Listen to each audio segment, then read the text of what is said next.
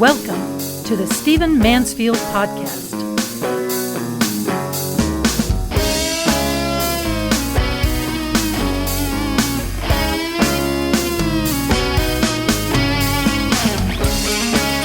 Well, welcome to the Stephen Mansfield Podcast. Great to have you with me, particularly since this is the last podcast of the year 2020. And what a year it has been. You're probably going to hear those exact words over and over and over again in these next days as we ponder the end of that year and the start of the new.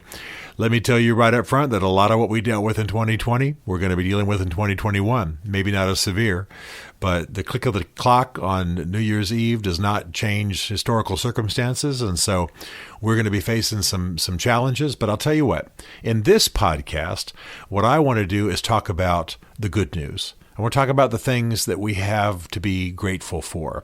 Here we are at the end of the year. We're starting another year that has a great deal of promise in it, but also will have some challenges. It's a good time as we come to the end of 2020 just to think about some things that we are grateful for. First of all, I want to say we're grateful that as horrible as the COVID-19 season has been, that a vaccine has been developed. And by the way, this is not just pie in the sky. This is not just wishful thinking on the part of the medical community. Experts, even experts that disagree, say this thing is real, this thing is valid, this thing's going to work. It's in the 90th percentile. I plan to get it. I recommend that you get it unless you have some health reason not to. Of course, check with your doctor. But this is going to change the situation. Probably by mid-year, by mid-2021, we will be not fully returned to normal. There's been a huge amount of devastation. We've taken quite a bashing of late. It's going to take a while to recover from that. But in terms of the actual virus, in terms of the actual disease, we will have the means in hand for defeating it. Folks will still probably wear masks. We'll still have to watch for the rise of other things like it.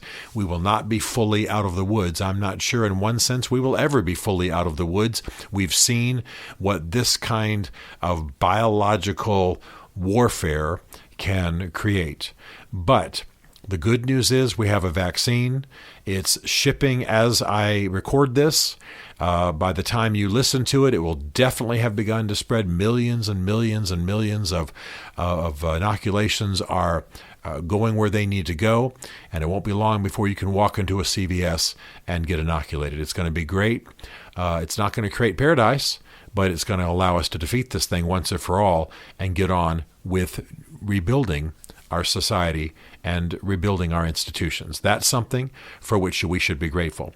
The second thing we should be grateful for here in America is that our system basically works. Now, I know there's some folks listening to this who believe that the election was stolen and Trump really won and what have you, and therefore when I say the system basically works, they're rolling their eyes and thinking that I'm a useful idiot or a dupe. The reality is that our electoral system does work. It needs to be much better. We had some near disasters. We had state-level elections that were just ridiculous. The Ohio election, it turns out, remember the Ohio primary with the DNC, with the Democratic Party? Turns out it was almost entirely the DNC's fault. They insisted on some technological changes right at the end, and that state's primary, that state's Democratic primary was a joke, a national embarrassment. But we now know why. We can get on top of it. We need to have better electoral processes in the future.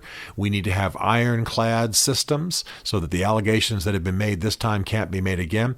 But the fact of the matter is that our electoral system worked. None of the recounts have proven great fraud. Courts have not accepted the evidence because they look at it and they say, this doesn't prove anything. You don't have standing. You don't have the facts. There's no evidence. This has been said over and over again. Now, almost 40 different court cases have ruled against Donald Trump and his claim that the election was stolen. Almost 40. Think about that. The Supreme Court wouldn't hear the case, not just because, as was reported, that the state of Texas didn't have standing, but there were no facts. There is no evidence. You have rumors. You have one or two witnesses saying they definitely were told by somebody at their polling station to haul off ballots. Okay, that may have happened. It doesn't invalidate an entire election. I've said before, not to be cynical, but almost every national election, I believe, has some corruption in it, almost every time.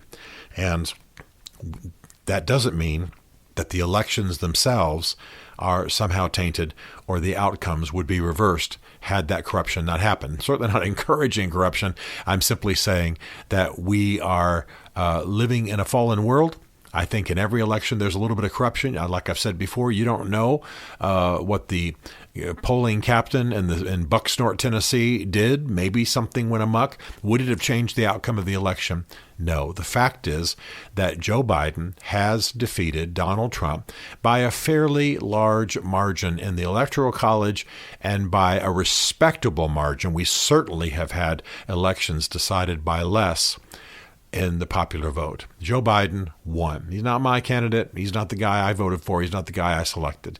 But he won. That's the fact, and very little is going to change that. We'll continue to have lawsuits. I think a lot of this a lot of this claim that the election was stolen, especially on the part of Donald Trump, is about raising war chests for activity outside of office and then running again in 2024. I've already done a podcast on that. But the bottom line is, it worked. No corruption's been proven. No massive inaccuracies have been proven. No algorithms that altered voting machines has been proven. No foreign interference other than in the attempt to convince hearts and minds, I'm talking about the actual mechanism of voting, has been proven. Our elections are fairly sound. They can be much better, but they have been fairly sound. We should be grateful for that. I believe that when Joe Biden takes office on January 20th, I won't be celebrating in the sense that I'm thrilled that he's going to bring a new messianic era to American history. No, I think he's going to be a poor president, and I'm opposed to a great many of his policies. And I will be vocal about that, and I will work for his removal from office in time. However, our American system worked. I'm a patriot. It was a fair election. This man won because the majority of Americans wanted him to win. That's how it works. I'm grateful for it. I'm grateful also that greater damage was not done to our institutions. I know there's great suffering because of COVID. I know that schools are in trouble, that students have fallen behind. I understand that institutions are challenged, that even restaurants and stores that I care about, grew up in, love, are closing. Historic restaurants, historic institutions in New York are closing, the 21 Club, other things of that nature. Yes, there is destruction. There is suffering. There is hardship. And probably a lot of people are going to have to repeat their education process from this year. I'm not trying to put a shiny, light or put a silver lining on all of this. It's been hard. It's been difficult. It's been agonizing, and there will be suffering. There's still good that came of it. We have learned a lot more about doing things online and doing it well. I think churches and schools have got to know how to go completely online and do really well. We're going to have to improve those technologies. We're going to have to improve those teaching systems. We're going to have to improve those curricula, and we're doing it. People are seeing the need for it. I've recommended to every church that I've consulted with, in the future, when you're back to quote unquote normal, have a Sunday that call it Underground Church Sunday or Online Church Sunday or whatever you want, but have a Sunday in which the whole service is done online. People give online. Just keep it as a regular practice and discipline of the church. Then come persecution, come natural disaster, come political upheaval, come pandemic, you are ready to go online. Those systems are there. I had churches calling me saying, we've never done anything online. What do we do? This is in an age when you can hold an iPhone in the air during a service and broadcast the service to the entire world. We need to be ready in the church, in the school, in government. And I think this is going to give us an opportunity. So I'm grateful. I'm grateful for that spur to learning. There's another thing I'm grateful for, and it's going to sound awfully cold-hearted, and that is you may have heard economists talk about a force called creative destruction. It's usually used to justify a hostile takeover or the destruction of a company and the selling off of a company, parceling out its parts after there's been a hostile takeover. But there is a force called creative destruction. It is good. It is a good economic force, and it happens on the streets in America all the time. In your town, in your city, somebody buys a building. They tear it down. They build something better. People scream when they tear it down because it's the one their grandma got engaged in, or it's been around for 150 years. We've had this in Nashville a great deal, trust me, and it goes on in D.C. all the time. In Nashville, we have a lot of beloved buildings, a lot of the studios and so on, were basically built in old homes and old mansions and so on. And when anybody sells one of those things, people go crazy. But nobody was doing anything. The thing sat there empty for decades. It just has emotional value. Somebody buys it, somebody tears it down, somebody builds something new, everybody's thrilled. So what I'm saying is progress, development, growth, increase, they require some creative destruction. When you lift weights and you really work hard and you're doing that bench press and you're really pressing, you are tearing down muscle fiber. You are destroying, so to speak, muscle fiber. The new strength that you have in a month is because those fibers build back. So there's a form of creative destruction even in your workout. That's actually what you're doing, is tearing things down so it can be built back up. And that's what things require. So I am sad and grieved by the suffering that people have endured during COVID. However, I'm also aware, as a student of economics, as a student of social development, as a student of the economies of localities and cities and what happens in terms of the various forms of development there, that a certain form of destruction creates the way for better. It's hard to talk about it because so many people suffer, but the experts are saying that the California wildfires that happen are going to create opportunity for magnificent new growth. Now, I don't know anything about that firsthand, but that's what they say. They say it quietly, by the way, because people are suffering and they don't want to be seen to be celebrating. But every time there's some kind of destruction, every time there's some kind of tear down, when it's done in an orderly way or done by economic forces, it provides opportunity for increase. So we've lost some things. We've lost some stores. We've lost some chains. We've lost some industries. We've lost jobs. There's been destruction. There's been loss. But there's going to be opportunity growing out of this for great things to happen. And then finally, I want to say this. This is something I'm very grateful for.